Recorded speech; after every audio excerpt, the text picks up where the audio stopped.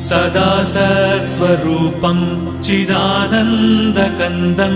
जगत्सम्भवस्थानसंहारहेतुं स्वभक्तेच्छया मानुषं दर्शयन्तम् नमामीश्वरं सद्गुरुं साईनाथं नमामीश्वरं सद्गुरुं साईनाथम् भवध्वान्तविध्वंसमार्ताण्डमीड्यं मनोवागतीतं